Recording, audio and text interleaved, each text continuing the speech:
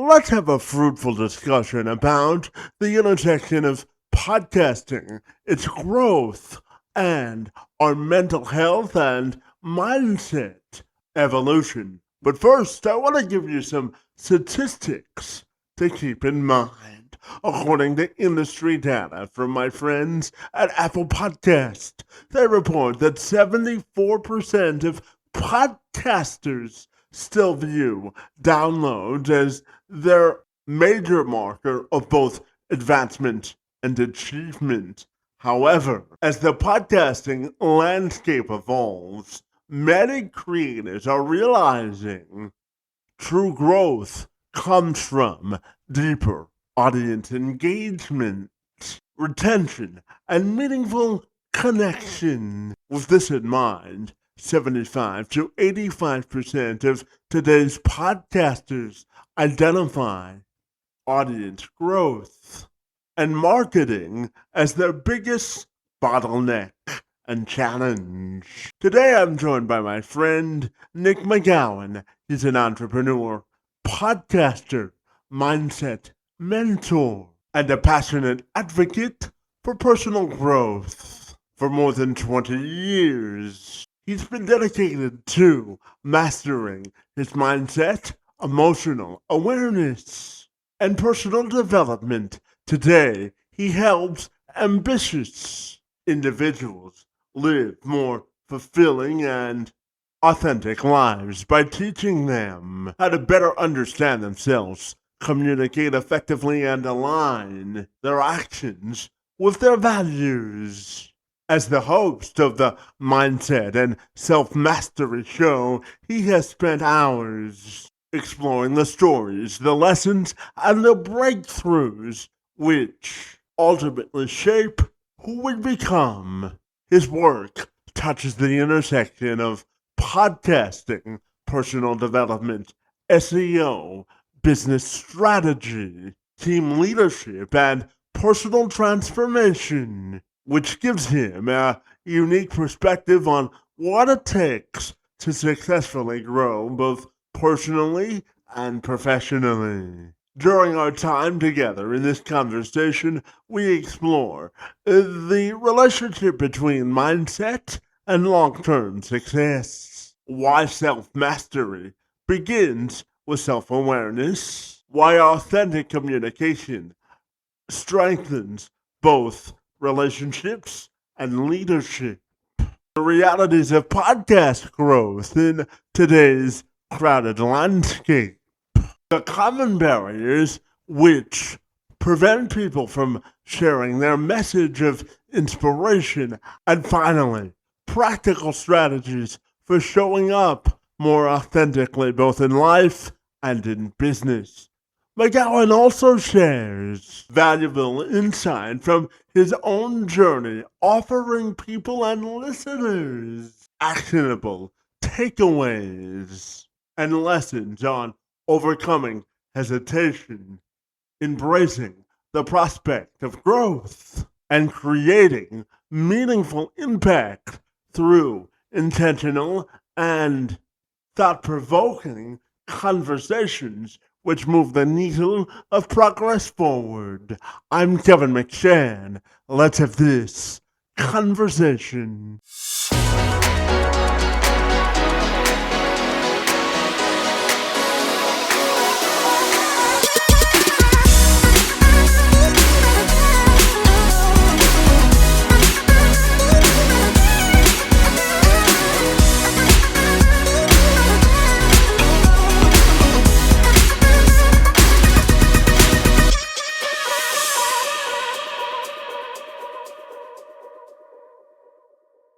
Nick, if you're ready, my friend, I'll take a moment to welcome you to the program, and I'm super excited to learn about your mental health journey and how you help entrepreneurs through podcasting. It's great to see you, my friend, and thanks so very much for being here. Absolutely. Yeah, let's get started. Absolutely. So, Nick, I know that you spent more than 20 years studying behavior and personal development, and you've gone through your own personal development journey, my friend. So Tell me about your story and why mental health and personal development is so important to you, buddy. Well, so as a kid, I was an artist growing up. So I was always a creative kid, but I was a really emotional kid. My parents weren't really emotional at all. They were kind of like the opposite of it. So I thought I had to put more of a skin on or a face on to be like, this is how I have to handle life, etc. I'm originally from Philadelphia, so there were times where I would just kind of blame Philly, like we just put dirt on it, we get back into it and do these things, etc. But in all reality, a lot of it was kind of generational trauma and things that were just kind of passed along. I've experienced a lot of different mental health problems over the course of my life. I've tried to take myself off the planet. I've experienced depression, and not to the point where I've actually gone into the doctor to get diagnosed, because I honestly don't want to do that, and try to take more of a holistic approach. Like, I'm not somebody who just wants to take a lot of different narcotics and things to like alter my system. I want to figure out what the actual problems are. So I've struggled with that over the course of time, but it's also been my life's journey to do that. Hence why I have the Mindset and Self Mastery show. This isn't just to talk about mindset-y things or self mastery things. It's about to talk about the real stuff that we go through and the journeys that we all experience in our own version of our own mental health journey, and how context is hyper important. Where we are, what we do, what we believe in, and all the stuff that ties underneath of it, like our subconscious limiting beliefs and everything else. But being able to get into the depths of that, and the reason why I have the show is because that's what my life is. I'm just trying to be a better version of who I was yesterday, and I don't really care about the other people outside of that, what they think. It's just my own journey. And being able to talk about those things and get that out there is super important. But it's been a 40, almost 42, this weekend's my birthday. So almost 42-year journey of this stuff. Obviously, I wasn't consciously aware for a solid chunk of my early years of that. But I think most things really tend to come from our childhood experiences. So traumas or different things that shaped us or developed a story. And most everything that I do now ties back to that sort of stuff. If not, it ties back into something that I have done work with. You know what I mean? Yeah, absolutely. Well, first and foremost, happy early birthday, my friend. We got any Thank you. plans for the birthday coming up? Oh, yeah. Yeah. So I'm a musician. So I've been working on an album for a number of years.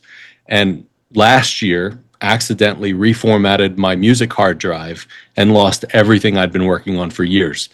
So I've had to start over again. And on Sunday, on my birthday, I'm literally going into the studio to start tracking the album. I've been at demo stage and working on stuff on my own. So I'm prepared to go in and hopefully knock out at least 2 songs and get a couple things out there. So to me, that's exactly what I want to do on my birthday. I'm probably going to hit the gym in the morning, go grab some coffee, get a couple of things while I'm out, and then just literally live in the studio until, I don't know, I get kicked out. I'm part of the studio as well, so if I get kicked out, it'll probably be 3, 4 in the morning when it's like, all right, man, we're dead tired. We've done all we can. So I'm excited to spend my birthday doing that. Well, I have to tell you, sometimes the best part of managing our mental health is making sure that we fill our own cup with excellence, how we define it, right? Exactly. Yep. Absolutely, my friend. Well, I wish you the best of luck with that, buddy, but I want to ask you about being a self-mastery mentor, buddy, and how you help ambitious men and women really live authentic lives, and how you believe that the whole concept of living authentically should be viewed in today's modern society. Tell me about how you think mental health and mindset mastery is also sort of interconnected to living authentically. What are your thoughts there, my friend? It's all interconnected, every single bit of it. I think there's a lot of stuff that's out there right now that we as people, for, I don't know, maybe the past 80, 90, 100, whatever years it's been, get sucked into different pieces of marketing. We have so much information that's coming at us in all the different ways. Even if you just drive down the street, there are old school things like billboards and signs and stuff like that. But every time we pick up our phones, We've got social media, we've got messages, we have all this stuff coming to us. And for the most part, it feels like the world tells us we are not allowed to just be who we are. So even when we use the word authenticity, some people kind of use that as a buzzword or a thing that they kind of will hide behind in a way of like, yes, this is being very authentic. And in some ways, you're just being a jerk about something or you're projecting or what have you. So I think it's really important for all of us as people to understand what authenticity means for us. Like, I'll give you an example. At my core, I know that I'm naturally joyous and curious as like a little kid. I'm one of those people like, well, why that? What about this? What about this thing? Does it all tie together? Can we do this? And blah, blah, blah, blah. If I'm off from that, if I don't feel joyous, there's something off with me, which is an easy thing for me to go, wait a minute. I'm not feeling curious or joyous. So what's happening right now? And the people that know me and are close to me, hell, even clients and people who've been on the show, you can really tell when there are times where I don't feel great. And I'm mindful of it.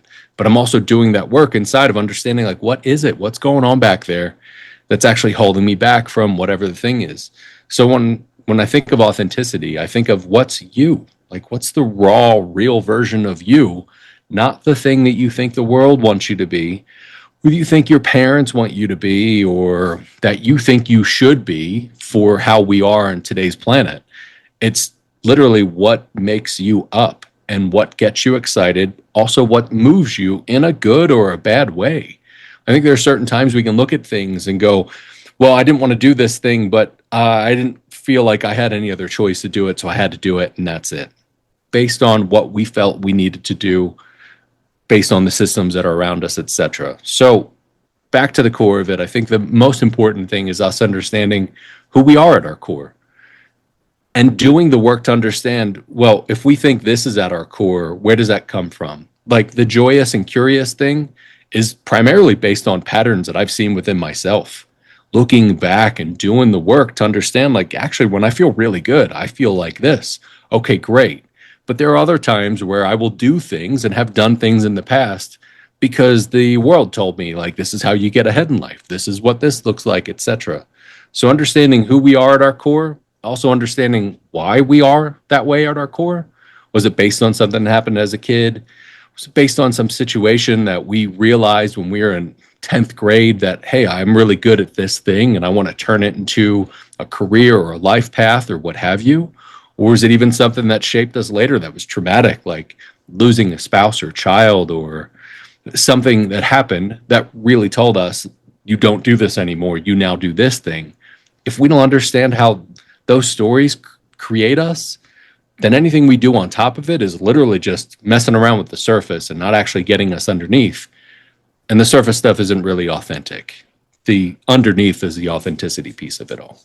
Yeah, Nick, I'm curious to get your thoughts on mental resilience because I know that you've listened to my podcast before and you know my story of not being able to walk or finding out when I was 9 years old that I wouldn't be able to walk for the rest of my life, buddy. So I'm curious about your thoughts on the importance of mental resilience and how that's different from mental toughness, because I think there's a distinct and unique difference between the two, and I'm wondering your thoughts behind that, buddy.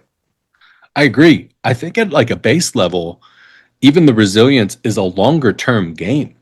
It's how you handle things over the course of time and how you bounce back from those situations. I think it's also really important for us to point out context because everybody's context is different.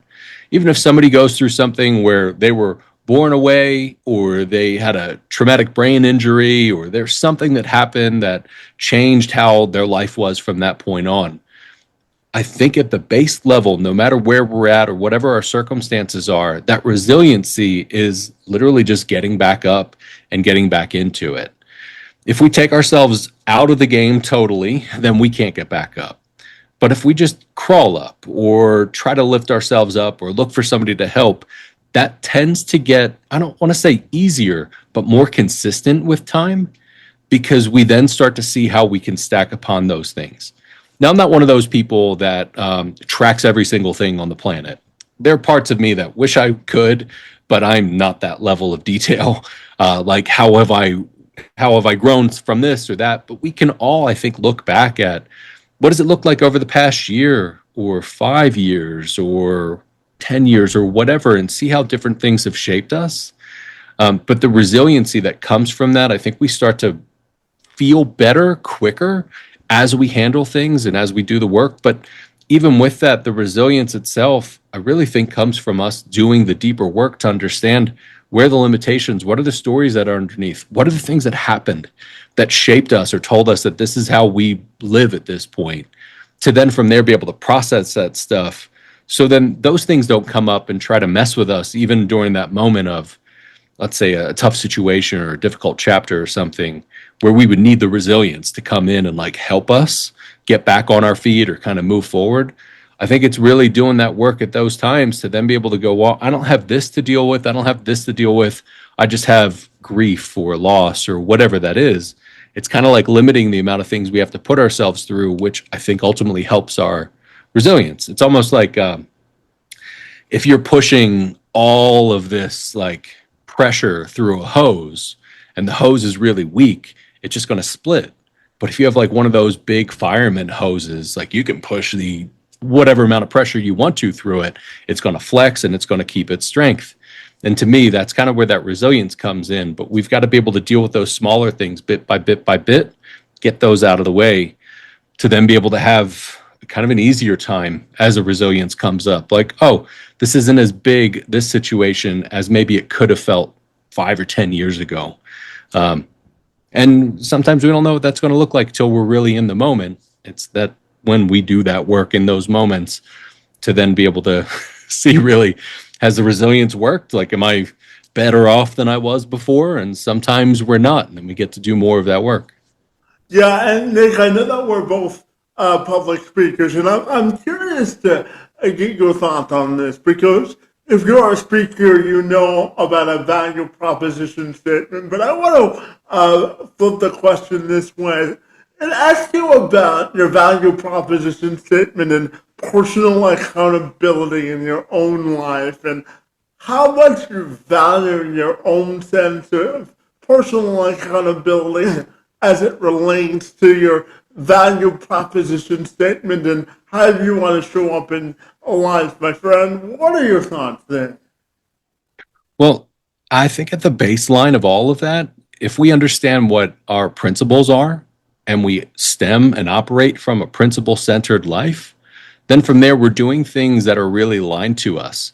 So if we think of a value prop as a business or as a coach, like solopreneur or small business or what have you, that's really what's going to be in it for them out of the things that we do. When I think of the accountability for myself and really self-mastery, the way that I look at it is just a heightened level of discipline. But whatever our discipline needs to look like in those moments, I'll give you a really timely example. Over the past few months, I've personally been going through a challenging chapter in life and a transition phase. There have been moments that have felt like I'm starting to burn at either end. Not totally burning out, but like I'm doing too much work or I'm doing too many things that aren't really filling my cup back up, as you said earlier. I think there's importance to be able to feel that, understand that, and then give ourselves the grace and the space to be able to take the time necessary to flex and understand where our principles come from. Discipline is a major principle of mine. Sticking to what my words are, integrity is a major principle of mine. Driving myself crazy and burning myself out is not. So even in those moments where I'm like, I have things that I really need to get done, I can take a moment, 5, 10, 15, 20 minutes, whatever it is, to be able to step outside of that and do something that feels better and fuels me back up and gives me a little bit of a reprieve. It's almost like taking a quick 20-minute nap. Some people are exhausted and just keep working, and others will go, look, I just need to shut myself down for a minute, and then they come back fully recharged. I'm not one of those people. If I take a 20-minute nap, it turns into a 6-hour sleep. So that's not really how I work. But I can understand the theory of that, and I use that in the same sort of way.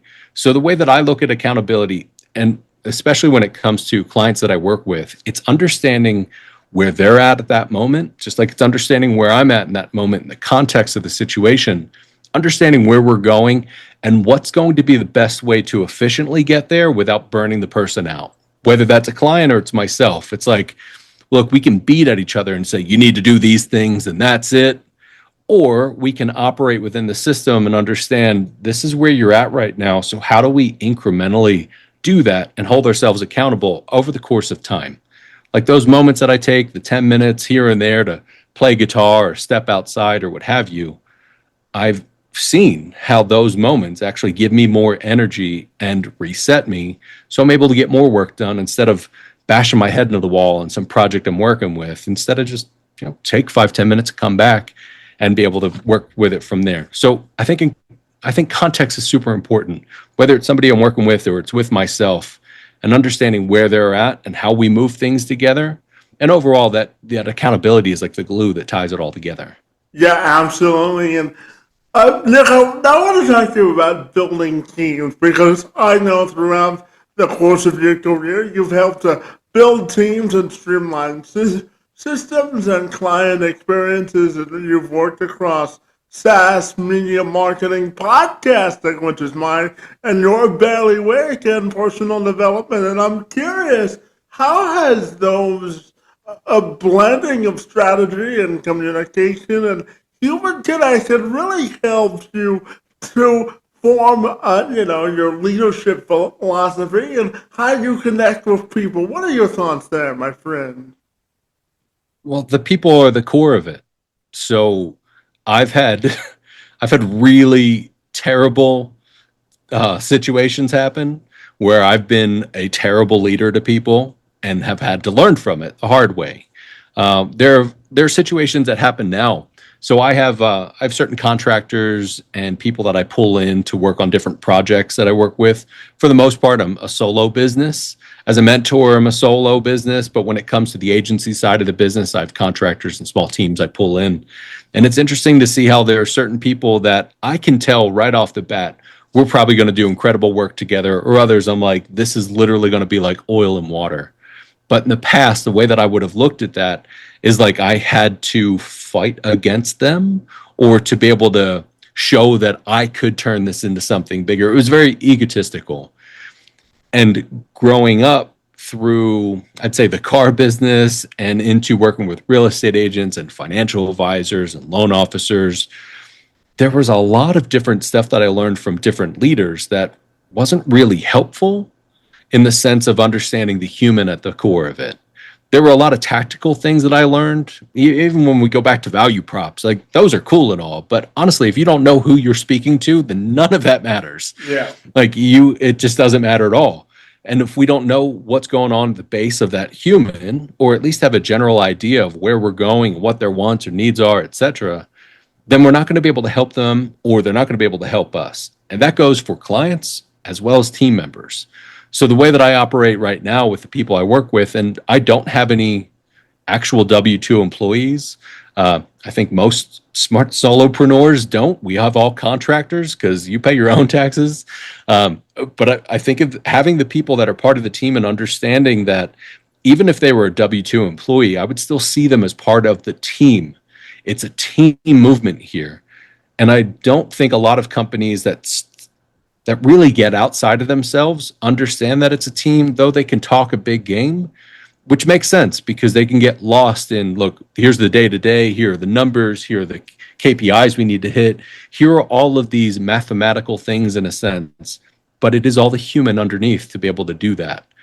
Now, I've learned from different leaders that have not been great, and I've learned things from them of what to do as well as what not to do. And likewise, I've had some incredible leaders that I've worked with that have really helped me shape the way that I actually lead.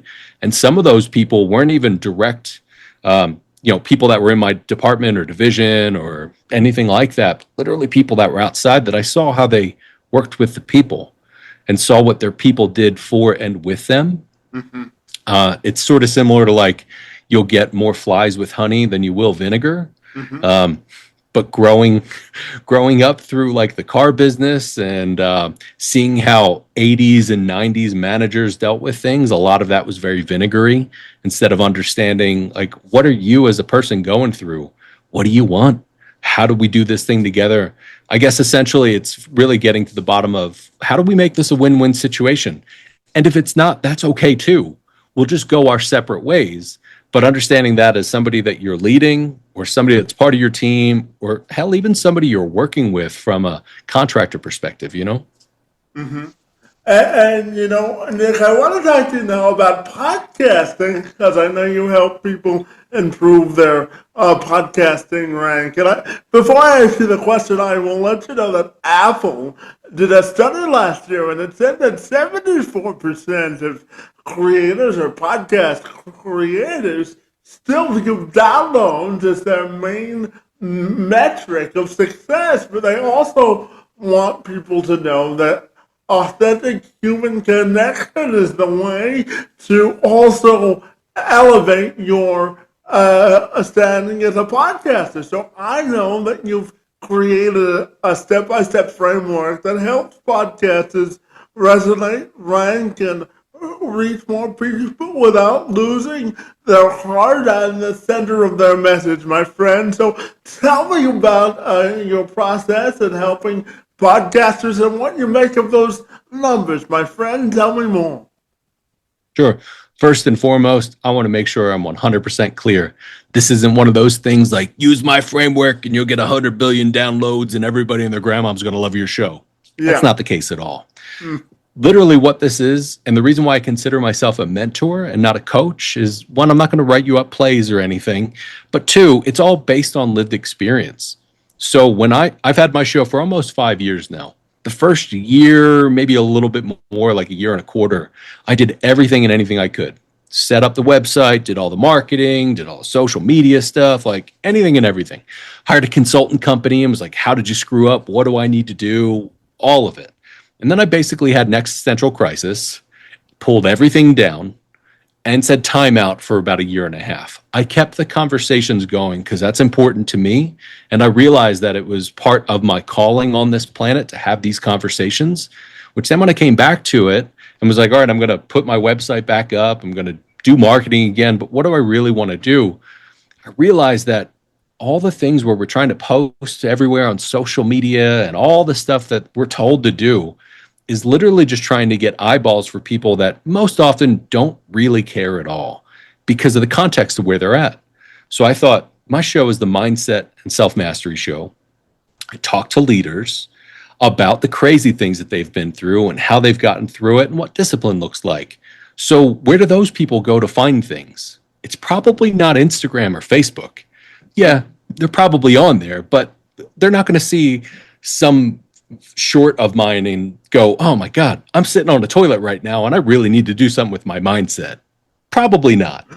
So realistically, I'm like, these people are probably looking for things when they're like, you know what, I need help with this. Just like we all do. If we go, I don't know what to do in this situation, or I keep butting heads with my partner, or keep having problems at the office, Google. What do I do in this sort of situation? How do I handle this? We start to go down a research hole or start to talk to somebody who we're friends with to get a referral to pass us into some sort of information, and we'll probably get into a rabbit hole in some sort of way. So I realized that people that are intentionally looking, those are the ones I need to go after. And the only way to go after those people is by setting yourself up so people can find you, but speaking directly to those people. So what I focus on now is being able to resonate with your ideal audience, the right people, and speaking directly to them. It's setting yourself up to be able to be found and searchable on search engines like Google, Bing, etc., as well as databases for podcasts and directories for podcasts. You do those things, you will inevitably reach the right people. But reach isn't just downloads. People will easily look at downloads and say, I got 20 downloads or I got 20,000 downloads. Therefore, that's what I reached. And that's not really the case. When we look at reach, you need to put it into a category of a period of time, 60, 90 days, whatever it is. And then you have to extrapolate from the nonsense stuff, like all the views and all the things that you have on social media. Some people want to tie that into reach. But really, that's not the ideal audience who's exactly seeing all of it. So the way that I look at it is being able to understand how many downloads you're getting, but also what you're getting tangible reach-wise. of how many people are you connecting with through your email newsletters, how many people are actually downloading and listening, and what's happening at that point. So right now I've got a few thousand reach per episode without tying in all the other metrics of like the nonsense stuff.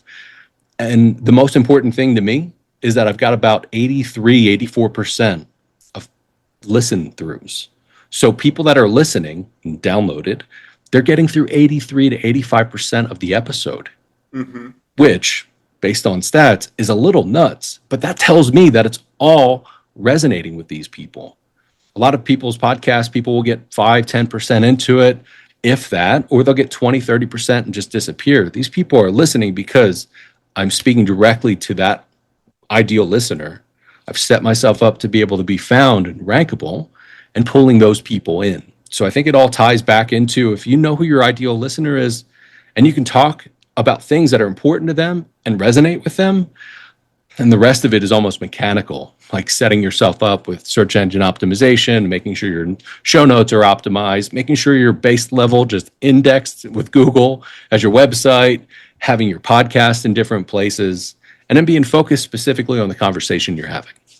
Yeah, and authenticity also goes into audience growth. And I think you brought up a great point. People, first of all, their attention spans are shorter than ever. And if they're not being authentically connected with, they'll just scroll to the next thing. So I'm wondering if you can tell me how authenticity and audience growth is also interconnected, because you brought up a good point on how just your generic downloads don't tell the whole story. Tell me about authentically, humanly connecting with an audience and how that gets you sustainable audience growth. I think the easiest way to look at this, because I bring this up to my clients at times, like, look, if we want to have all these numbers of all these random people that don't care at all about your podcast, wonderful. But if you have the right people who actively care and they want to be a part of it, aren't those the people you want to talk to anyway? Yeah. Now, if you're a business owner. Yeah, it's building a community, isn't it? Correct. Yeah. And you've got to understand who that ideal person is. And here's a trick that most podcasters don't realize, but they're pretty much always going to go, oh yeah, you're pretty much right. Most people that start off a podcast, they are their ideal listener. They started it because of the conversation that's on their heart. Now, different from the business owners who have a business and say, I started a podcast because of the business thing, and also probably still right there because they're having the conversation they're talking about the things they want to talk about. The reason why they're talking about those things is they're interested in learning about them and going deeper, etc. So as a podcast host, we can first start off with ourselves and say, all right, well, how do I as a listener listen to this? And I guess in that sense, if you listen to your own podcast and think this is absolute garbage, I think you've got some work to do. Like, if you're beating yourself up, that's one thing. If it is literal garbage and you wouldn't even listen to it, then why would you expect anybody else to? I say that sort of tongue in cheek because I can pretty much assume most everybody at least likes their stuff at a base level. But to understand, like, am I actually reaching the right people? Do I feel like if I was the right person, I would be able to reach me? And starting from there, and then be able to build your community over the course of time. I've also realized that some communities are a bit more quiet than others, depending on what you're talking about. Like if you and I were talking about all the stuff that's happened with Giannis Antetokounmpo and all the things that are happening in the NBA right now, because today's the draft. I'm a nerd when it comes to that. That would be a different story than talking about the really tough, challenging, traumatic chapters we go through. So there are times where I hear from people that are part of my community and say, I've listened to your show for a few years and this thing stood out to me and this is the work that I'm doing. And what always stands out is when they say a few years. Like there's literally work that you've been doing for years on this stuff, where it's not just as easy as throwing your hat in the mix and saying, I don't think the Heat was the best spot for him to go to, or whatever it is. Yeah. So understanding that about ourselves, about our communities, and then also not caring as much about that and focusing specifically on what's the conversation you're here to have and who are you here to have it with. Yeah, and just before I ask you my next question, I also think it's important for people to know if you start a podcast and you want instant success, it's probably not going to happen, right? So Not at all. I'll Yeah. give you an example. So last month, I was informed by Apple that my this podcast has now reached the top 200 globally in all of Apple for the daily news category. And I'll tell you, I have done this podcast for 6.5 years, and it's been a labor of love, but it's also been a consistency. So I'm curious to get your thoughts on the importance of being consistent as a podcaster, because that plays into it too, doesn't it? Big time, big time, big time, big time. So consistency just across the board. Yeah. Consistency in who we are, that's the authenticity. Like the people that are listening to this, what you hear from me now is basically what you would hear on my podcast. Yeah. Just like the same as if we were on a call or I met you at the grocery store. I mean, it'd be a little tough to get into a deep conversation like this, just sitting in the middle of the grocery store, talking about what tortilla chips we want or whatever. But when I look at the consistency as knowing who you're talking to and consistently having that conversation with that person, that's consistency. Consistency in showing up in your episodes is hyper important, because think about it this way from a user's perspective. Somebody listens and goes, that was really cool. Oh, they have another episode, comes out next week. And then they show up and they go, there's no episode here. That's assuming that they even show up. Yeah. If somebody subscribes and they don't see you for a while, they're just going to forget about you. So my people know every other Thursday morning at 5:30 in the morning, that's when they're going to get an email about a brand new episode that comes out. And they're going to get an alert from Apple and from YouTube saying there's a brand new episode and all these things. It's consistency, it's clockwork. I think it's also helpful for us to understand as production to be able to create our episodes, to have that consistency also allows us to be consistently growing and shaping the way that we do things. But getting that stuff out there consistently, having the same types of conversations, and not to say that you just don't grow. I mean, you've had the show for 6+ years. You've grown a lot in the 6+ years. We can grow from conversation to conversation. There are times where I have an interview with somebody and I'm like, man, that was awesome. That got me thinking, which then I take into the next episode or I take into a client call or whatever else. So we grow, and your people and your community will expect that. But to see the consistency in how you're doing it, how you continue to show up, I think it's also synonymous with we then kind of give people permission to continue to do that for themselves. Yeah. Like if you're not showing up, then why would somebody else need to show up? Or even if they go, man, you've been doing this, like people that don't register that you've done it for 6+ years, that I've done it for almost 5. Like when you really think about that, that is a chunk of time. Yeah. So the amount of time you've spent into it, what's for somebody else to go, I can at least do this thing for 30 days. If they've done this for 6 years, like why not? So even in small ways, we then become kind of an example. And it's like an opportunity responsibility situation. It's like one and the same. But also for us, it's how we grow and what we do. So why not be consistent in the work that we're doing? Yeah, and Nick, I want to talk to you about moving beyond hesitation, because I know that your passion lies in helping people refine their voice and step into conversations that they're meant to have, my friend. So why do you believe that conversations in the right room and under the right context are so important to have? Why is this a passion for you, and how do you help people move beyond hesitation, my friend? So I've done a lot in the realm of sales for different companies, for my own company as I've run sales teams. Most of the teams I've had have primarily been either production with my agencies or sales teams. And I think it's important for us to understand that with those primary ways that we look at things, it's how we do, I don't want to sound cheesy. It's like how we do anything is how we do everything. Mm-hmm. When I think back to sales, and I think of building relationships with people, that's where you get the most out of those people. That can sound really manipulative, and I don't mean it to. But as a salesperson, I know if I work with somebody and I can understand where their pain points are and I can help them with different things, I'm most likely going to get more work out of them or get more money and all that, et cetera, et cetera.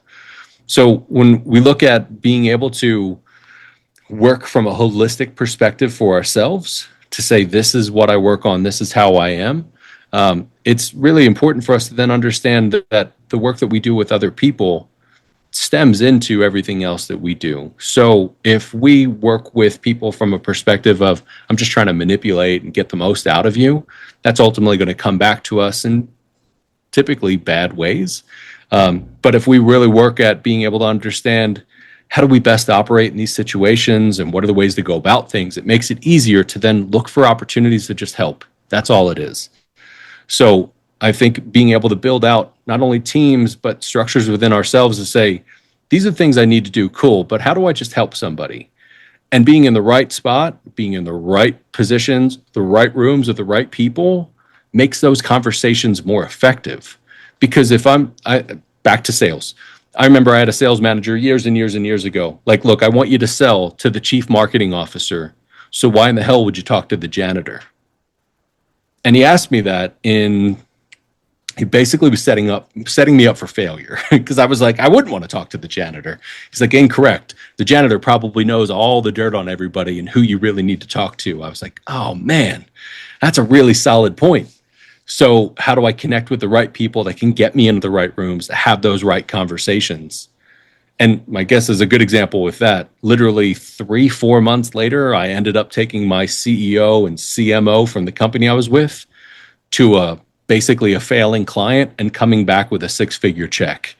And I remember going into my boss at the time's office and being like, man, that was pretty awesome. It was because I got through these backside doors, in a sense, that ultimately got me to the person I needed to get to.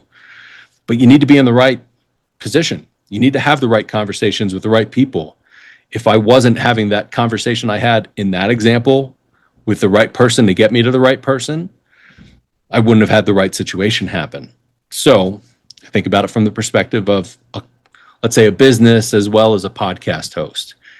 If you're not having the right people on the show that are joining your conversations, then you're just kind of muddying the waters.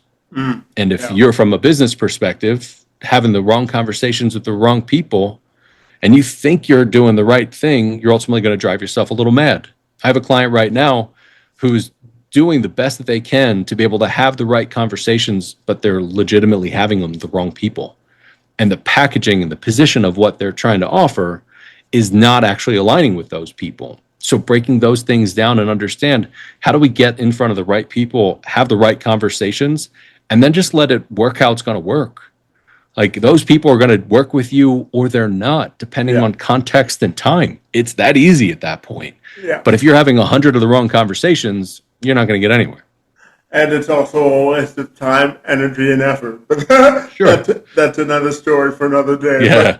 But, Nick, as you know, I talk to leaders all the time about workplace culture and organizational safety and communication. So, what are your thoughts on this? Our friends over at Axio say that between 50 and 53% of organizational leaders believe that their workplace communication with their employees are effective, but only about 13% of employees actually agree with that statement. And I'm curious to get your thoughts on the importance of workplace alignment and how it helps better authentically and emotionally connect to your employees, because if you're emotionally connected with employees, their production increases, my friend. So I'm curious to get your thoughts on that concept as well. I think context is important, like with anything else. Sure. The context of where the person is that's within that company. So I'm 42. I'm a millennial. If somebody is 52 and a Gen X, they will have experienced things differently than I did. If somebody's 32 or 22, they're going into these different situations with a different expectation. And there are times where and I think this has been this way for, I don't know, decades at this point, where there are a lot of companies that'll try to take a real family approach. Like, we're a family here at this company. We do these things together and we're a family.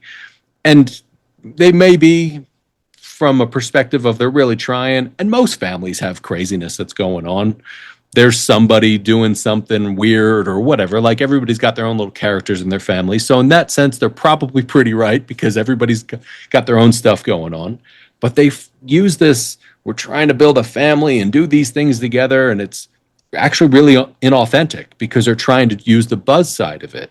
It's almost similar in some ways to how some people have looked at DEI, where they go, oh, we need somebody of color to be in this spot to check off a number.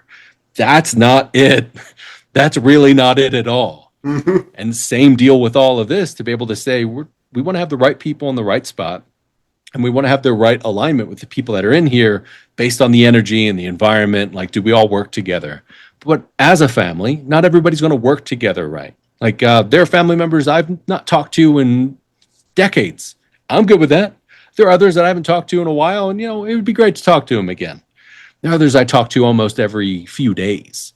So I think if we look at it from the perspective of, you just got to be authentic. Like, what are you trying to build here? If you're a small business and you want to have a tight crew of people that can be there with each other, then great. Talk about that. But most importantly, do it.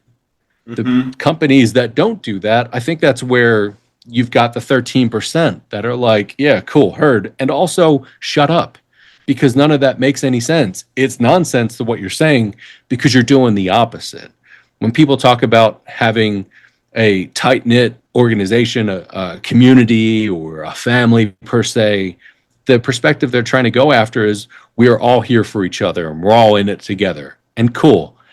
That's really a mission statement sort of thing. Like, we do the work together and we're here to support and blah, blah, blah. That's a bunch of BS words unless there's actual action and love and empathy behind it. Mm-hmm. And also, not everybody's going to get along with each other. So understanding, like, you are here to collect a paycheck and do the job, and we can be cordial, but you might just not jive with somebody else. If it's your own business and you are the owner of that company and they don't operate to the standard that you want them to, don't act like it and don't use them because you need them to do this thing. For the betterment of both parties, separate. Yeah. Move along in a different way.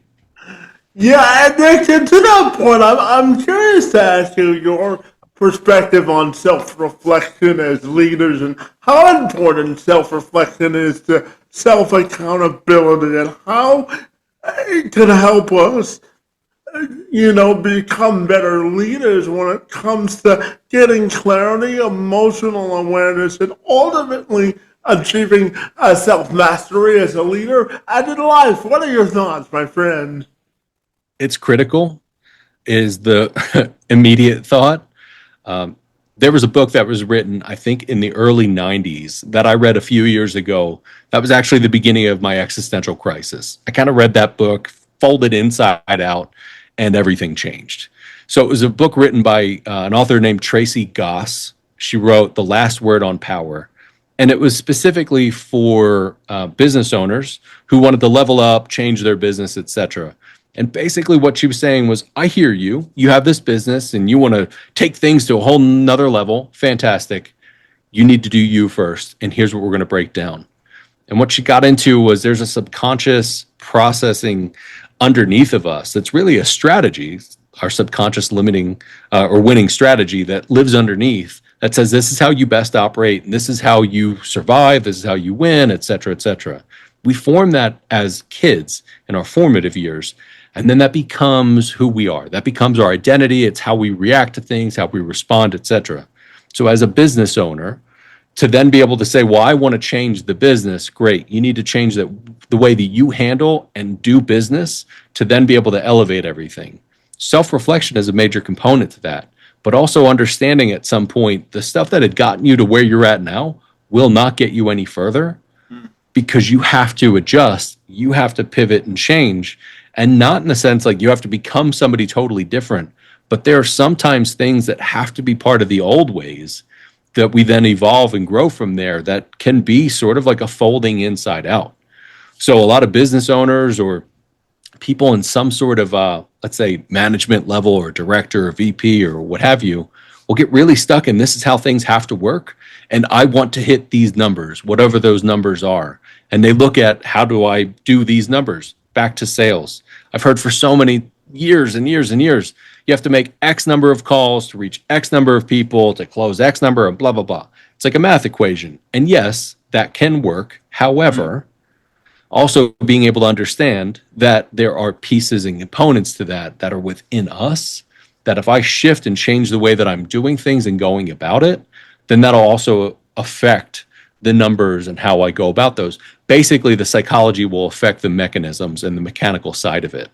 But we often will look at the mechanical side and go, well, I can just brute force this thing, instead of saying, let's actually adjust how we're going about it instead of just trying to brute force it. You know what I mean?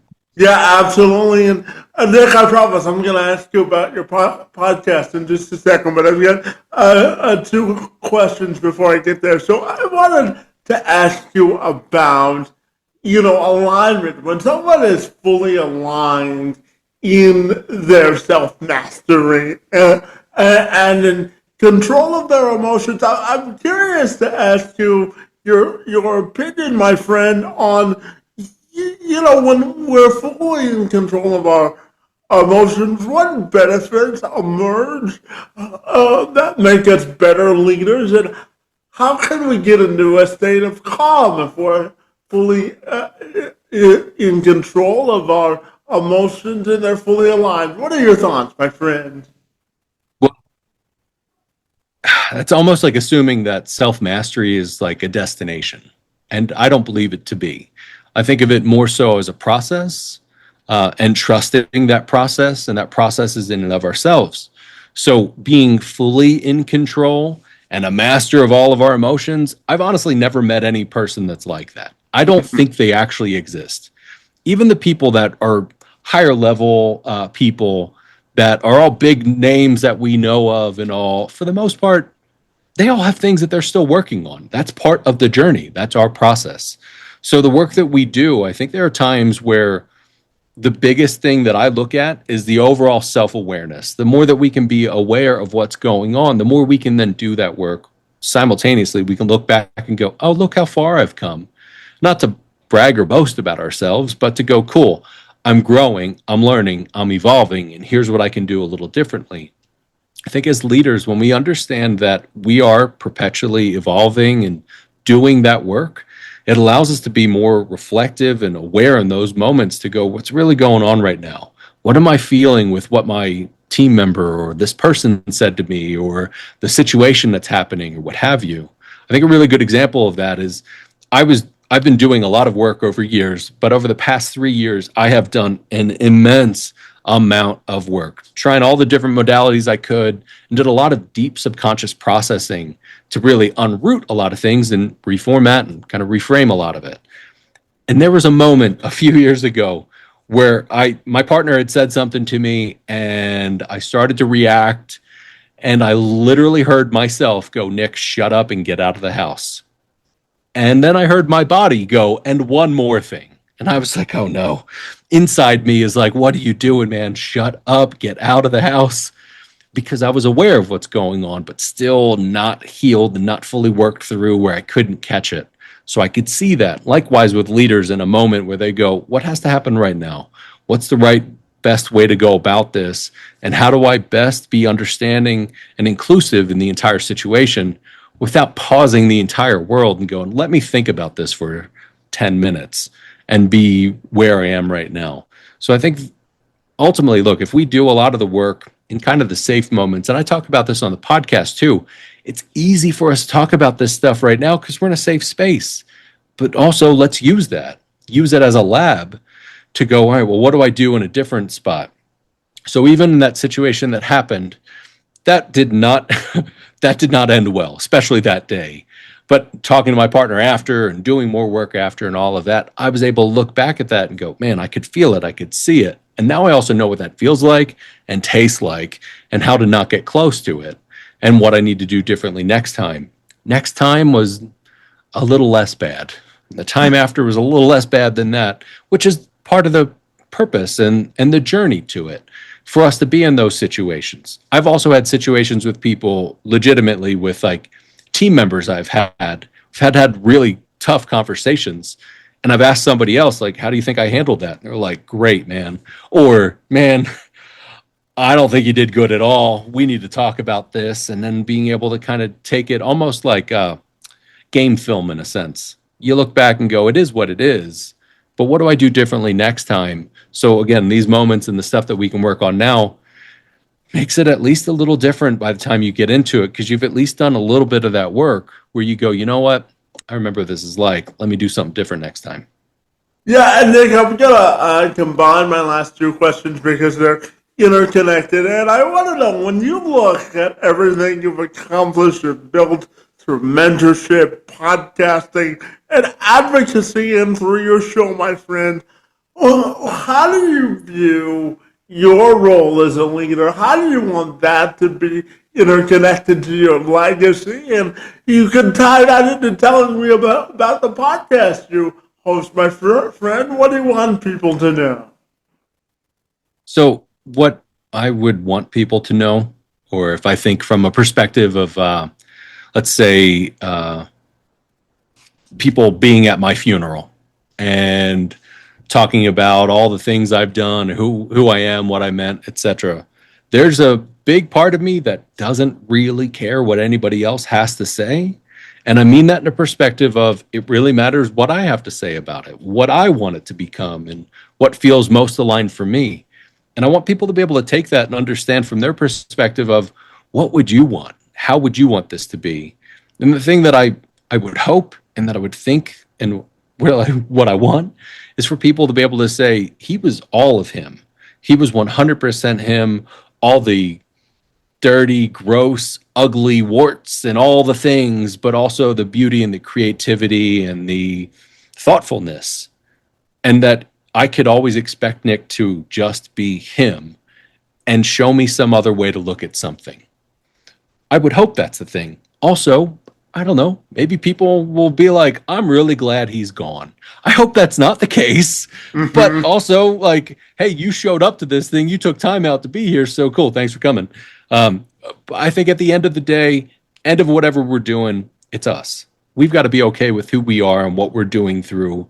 And if we're not, we've got to do that work on it. And sometimes, and this is one of the big things people will ask me, not so much on the podcast, but client calls and different tougher situations and conversations, they'll ask, what if everything has to change? And I secretly love that question because I'm thankful in those moments it's not me asking it, because it's like, that's a tough thing. But really, you're right. What if it all has to change? And I can kind of joke a little bit now, but I'm actively going through a challenging chapter and a major transition. And I've had to ask myself that question, what if this all has to change? And at times it has to. At times it doesn't. At times it's incremental, it's little pieces. But I think the thing that we can all look at is like, this is our own journey. It's what we want it to be. Different people that are on our journey and on our path with us might be a little bit of a side quest.